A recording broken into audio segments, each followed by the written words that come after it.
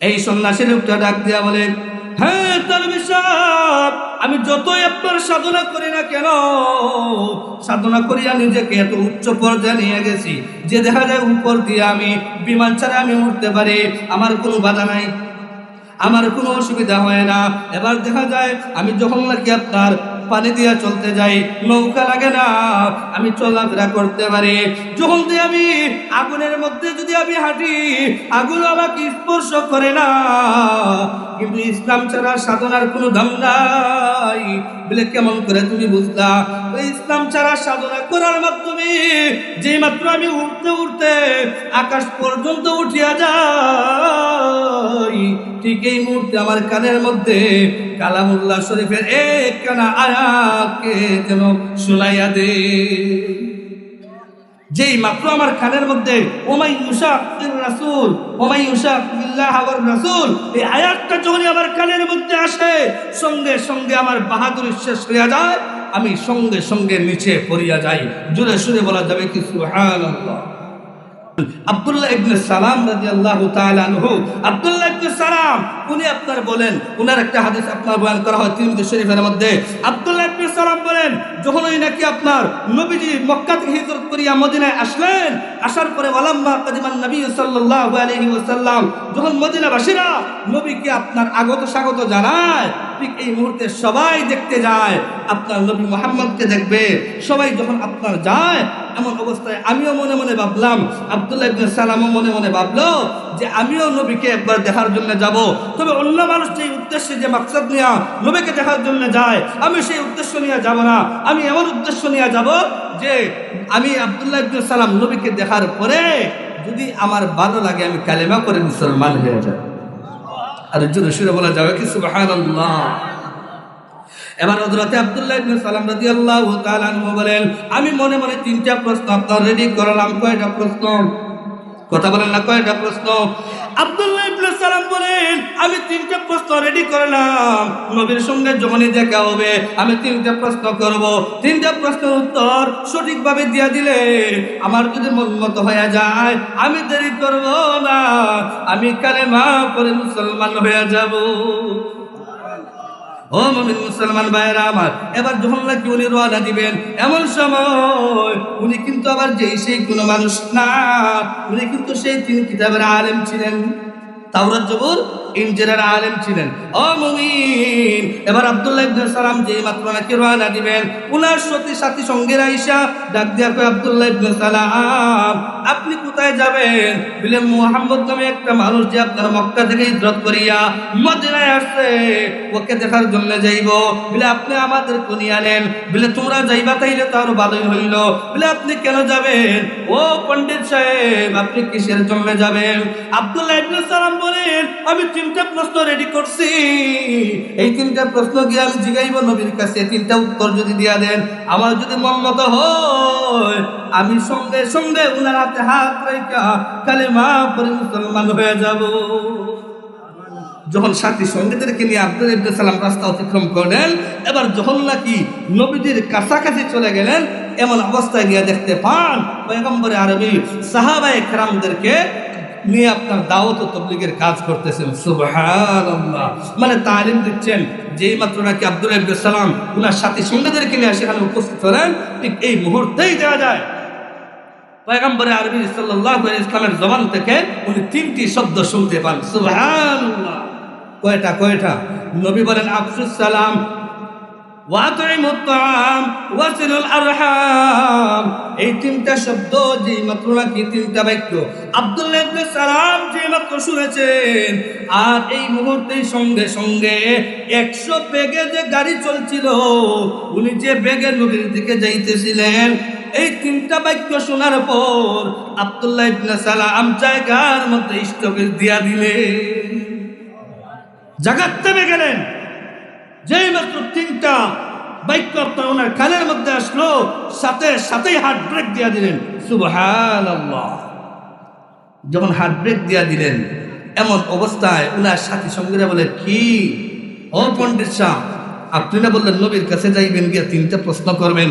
এমন অবস্থায় আব্দুল্লাহ ইবনে সালাম বলে, হে সাথীরা শুনো, আমি এই তিনটা কিতাবের পণ্ডিত, তাওরাত জবুর ইনজিল আমি পড়েছি, তো সেখানে আমি এমন একজন নবীর, এমন একজন মানুষের কিছু গুণাবলী আওসাফ আমি পড়েছি, যেই মাত্র আমার চেহারাটা, আমার চোখ যেই মাত্র নবীর দিকে গিয়া পড়ছে, সাথে সাথে আমার বিশ্বাস হয়ে গেছে উনি আর কেউ না, সেই আখিরি জামানার নবী যার কথা তাওরাত জবুর ইনজিলের মধ্যে আপনার লেখা আছে। চিল্লা বলেন না সুবহানাল্লাহ। এমন অবস্থায় উনি ডাক দেয়া বলেন, যেই মাত্র উনার চেহারার দিকে আমার চোখ পড়লো, আর যখন আমি উনার নূরানি চেহারা দেখতে পারিলাম, আমার আর বুঝতে বাকি রইল না, উনাকে আর প্রশ্ন করার কোনো দরকার নাই। এত সুন্দর চেহারার অধিকারী, যার চেহারার সৌন্দর্যের কথা, যার গুণগানের কথা অতীতের কিতাবাদের মধ্যে লেখা ছিল, আজকে নিজের চোখে দেখার পরে আমি একথা বলতে বাধ্য হলাম, আর আমি দেরি করব না, তিনি প্রশ্ন করার দরকার নাই। এমন সুন্দর চেহারার অধিকারী মানুষ জীবনে কাউকে আপনার জাহান্নামের পথে নিয়ে যাইতে পারে না। এই সাথী সঙ্গীরা, সাক্ষী থাকো, আর দেরি করতে চাই না, মুহাম্মাদের হাতে হাত রাইখা কালেমা পড়ে মুসলমান হইতে চাই। তো নবীর চেহারা দেখে কাফির বেদিনরা মুসলমান হইছে কি হইছে না? কথা বলেন, হইছে কি হইছে না? এমন সুন্দর চেহারার অধিকারী এমন নবীজি সাল্লাল্লাহু আলাইহি ওয়াসাল্লামকে নিয়া সবাই যখন আপনার আশ্চর্য হইয়া নবীকে দেখার পরে আপনার এরকম ইসলামের দিকে দীক্ষিত হয় সুন্দর চেহারা দেখিয়া, এরপরে যখন আপনার দেখা যায় আপনার যেই আপনার নবীকে দেখে সেই আপনার নবীর ভক্ত হয়ে যায়, সেই বলে আমার চোখে আর নবীর চেয়ে সুন্দর কাউকে দেখি নাই। ঠিক এই মুহূর্তে হযরতে জিবরিল আমিন বলেন, তোমরা সুন্দরের কি দেখবা? বাবা আদম আলাইহিস সালামকে গিলা থেকে নিয়া আপনার আমার নবী পর্যন্ত হযরতে জিবরিল আমিন বলেন, বাবা আদমকে আমি জান্নাতের মধ্যে দেখেছি, হযরতে নূহ আলাইহিস সালামকে আপনার কিস্তের মধ্যে দেখেছি, ইব্রাহিম নবীকে নমরুদের আগুনের মধ্যে দেখেছি, হযরতে ইউসুফকে আপনার কুয়ার মধ্যে ফেলতে আমি দেখেছি, আমি নিজ হাতে কেউ ওনাকে ধরে রেখেছিলাম, হযরতে আপনার পয়গম্বর আরবি সাল্লাল্লাহু আলাইহি ওয়াসাল্লামকে আমি দেখেছি।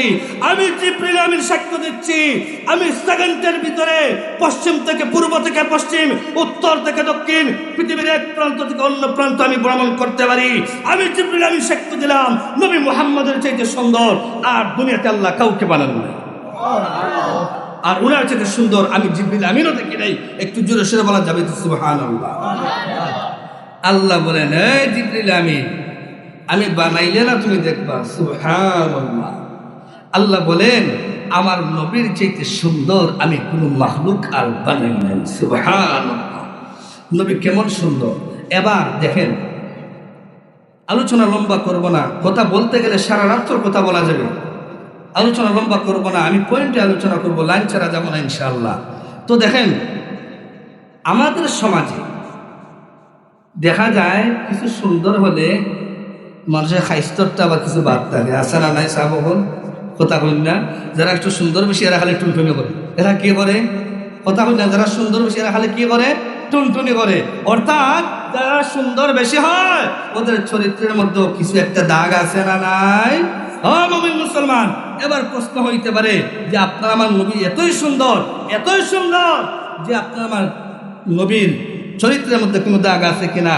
হযরত হাসান বিন সাবিত রাদিয়াল্লাহু তাআলা আনহু, এই যে আপনার কবিতা উনি পড়তেছিলেন, এই 2 নম্বর কবিতার লাইনের মধ্যে হযরতে হাসান বিন সাবিত রাদিয়াল্লাহু তাআলা আনহু বলেন, খুলিকতা মুবাররাআম মিন কুল্লি আইবিন কান্নাকা কদ খুলিকতা কামা তাশাউ।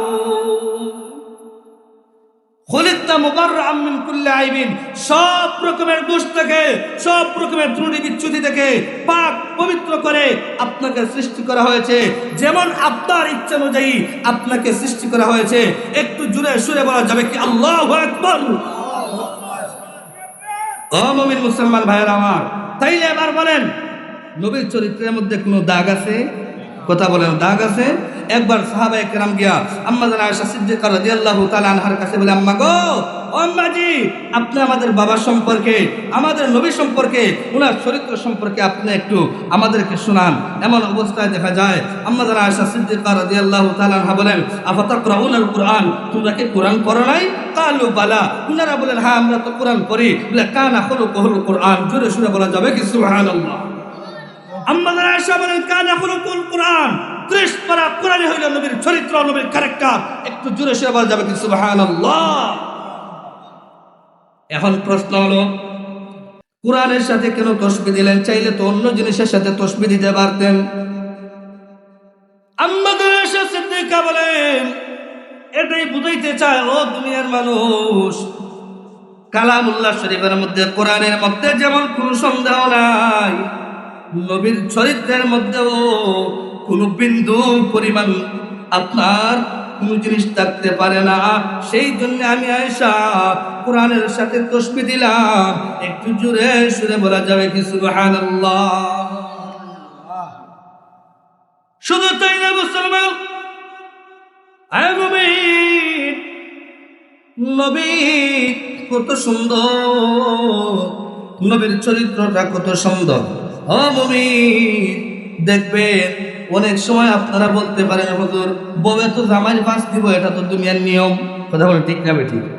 স্বাভাবিক আপনাদের প্রশ্ন আসতে পারে, বউয়ে তো জামাইয়ের প্রশংসা করবো, কিন্তু দেখবেন সব বউয়ে কিন্তু জামাইয়ের প্রশংসা করে না। কারণ উনি যেহেতু উনি যদি শুধু জামাইয়ের আপনার প্রশংসা করতেন, তাইলে আল্লাহ পাক রব্বুল আলামিন কালামুল্লাহ শরীফের মধ্যে আয়াত নাযিল করতেন না। কথা ঠিক না বেঠিক? আল্লাহ আয়াত নাযিল করে জানাই দিলেন, ওয়া ইন্নাকা লাআলা খুলুকিন আযীম। আল্লাহু আকবার। আল্লাহ পাক বলেন, নবীজি আপনি মহান চরিত্রের উপর প্রতিষ্ঠিত। আল্লাহ নিজে সার্টিফিকেট দিয়ে দিলেন আমার নবীর চরিত্রের। ও মুমিন মুসলমান, কিন্তু আমাদের সমাজে দেখা যায় কিছু মানুষরা বলবে যে বউয়ের কাছে জামাইয়ের কথা গিয়ে জিজ্ঞাসা করলে তো বউ এরকমই বলবে। কথা আমার ঠিক না বেঠিক?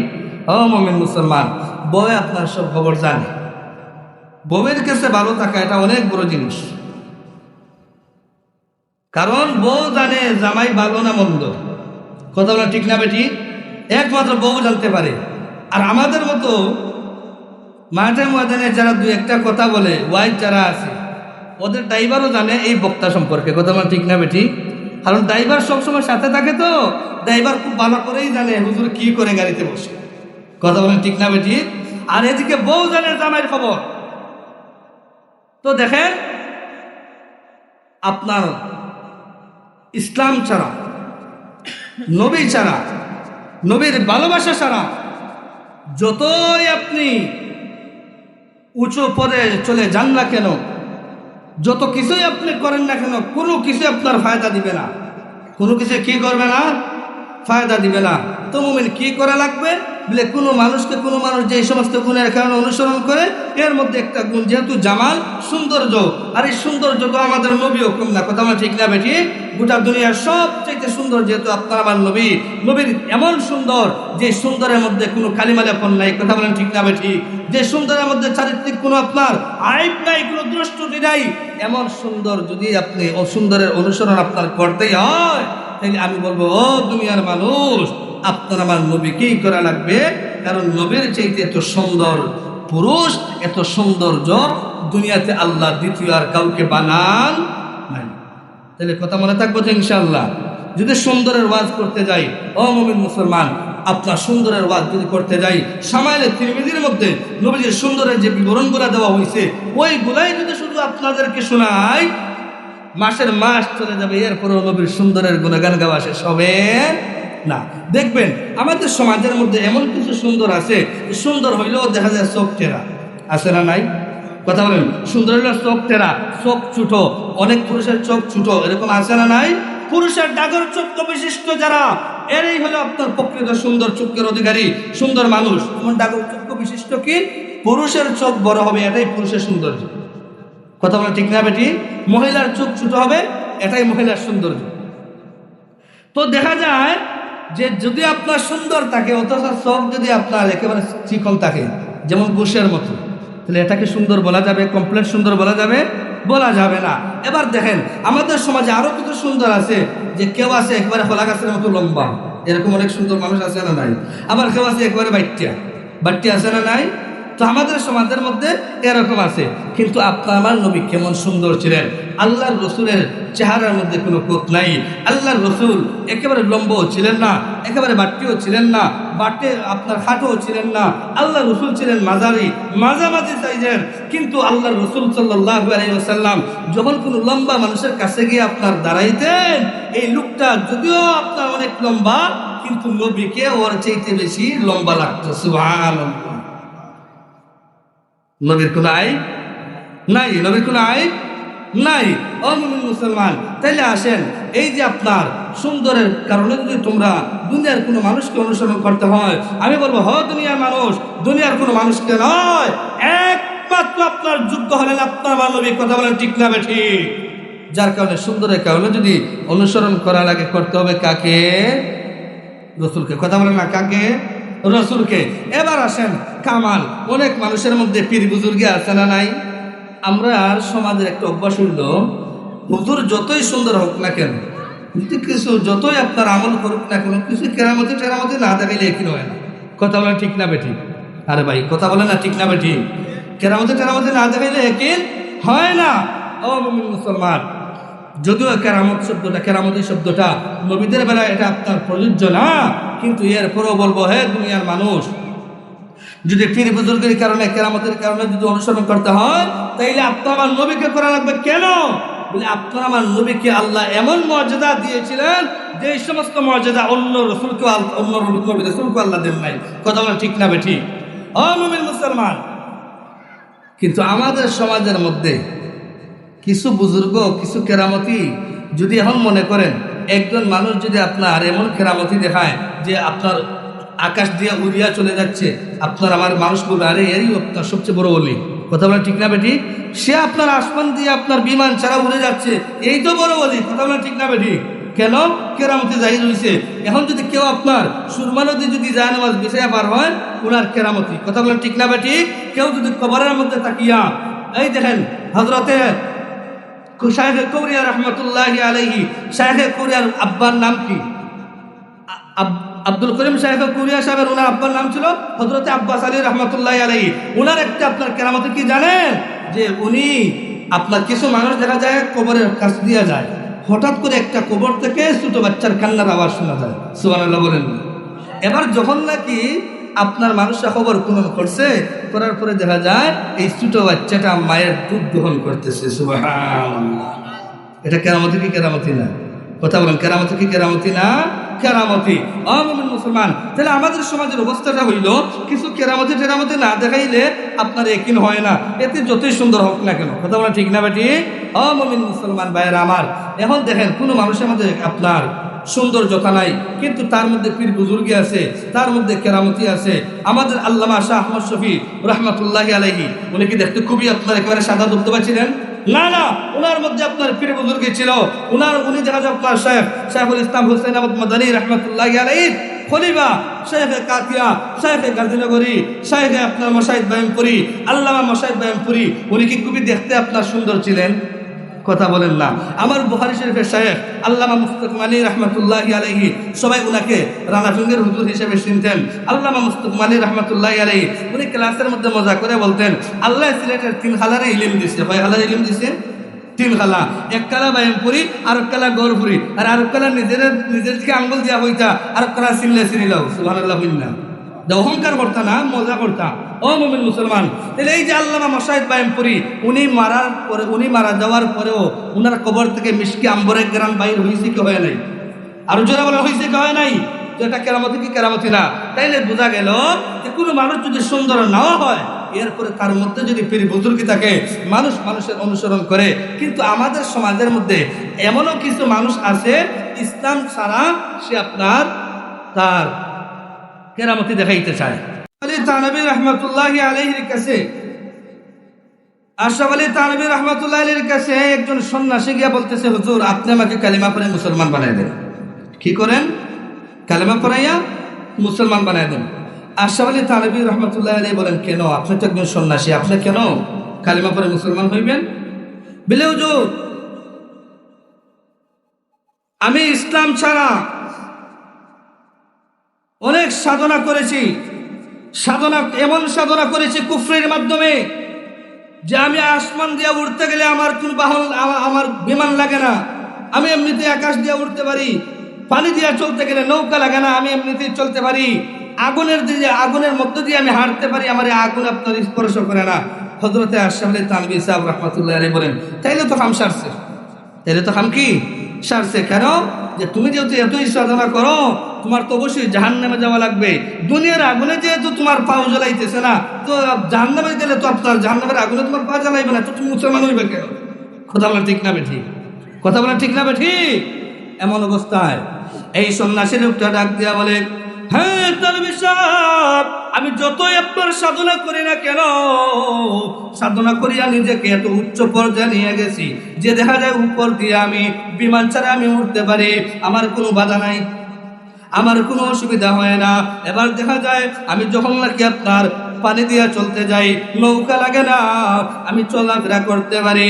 যখন দিয়ে আমি আগুনের মধ্যে যদি আমি হাঁটি, আগুন আমাকে স্পর্শ করে না। কিন্তু ইসলাম ছাড়া সাধনার কোনো দাম নাই বলে কেমন করে তুমি বুঝলা? ইসলাম ছাড়া সাধনা করার মাধ্যমে যেই মাত্র আমি উঠতে উঠতে আকাশ পর্যন্ত উঠিয়া যাই, ঠিক এই মুহূর্তে আমার কানের মধ্যে কালামুল্লাহ শরীফের এক কানা আয়াতকে যেন শুনাইয়া দে। যেই মাত্র আমার কানের মধ্যে ওমাই ইউশাকির রাসূল, ওমাই ইউশাকিল্লাহ ওয়ার রাসূল, এই আয়াতটা যখন আমার কানের মধ্যে আসে, সঙ্গে সঙ্গে আমার বাহাদুরি শেষ হয়ে যায়, আমি সঙ্গে সঙ্গে নিচে পড়িয়া যাই। জোরে সুরে বলা যাবে কি সুবহানাল্লাহ? কারণ কি? বাতিল কখনো ইসলামের সামনে টিকে থাকতে পারে। ইসলাম ছাড়া যতই তুমি সাধনা করো না কেন, যতই বড় বুজুর্গ এলা তুমি দেখাও না কেন, ইসলাম ছাড়া তোমার এক বেলুর আপনার টাইম নেই। কথা বলেন ঠিক না বেঠিক? মুমিন মুসলমান ভাইরা আমার, আলোচনা শেষ করে নিব, টাইম মতো ইনশাআল্লাহ এশারের নামাজ হবে। মুমিন মুসলমান, তাহলে যে কথাই আমি বলতে চাইছিলাম, তাইলে আপনার কেরামতি পীর বুজুর্গিয়ানা দেখাইতে হবে ইসলামের গণ্ডির ভিতরে তাকিয়া। কথা বলেন ঠিক না বেঠিক? ইসলামের গণ্ডির ভিতরে তাকিয়া। তো আপনার মান নবী কেমন আপনার দেখা গেছে, আপনার দুনিয়ার সাধারণ কোনো মানুষকে যদি কোনো মানুষের সাধারণ কেরামতি দেখানোর কারণে, পীর বুজুর্গকে দেখানোর কারণে যদি তার অনুসরণ করে, ওকে মহব্বত করে, ওকে ভালোবাসে, আমার নবীরও কিন্তু মুআজিজা কম না।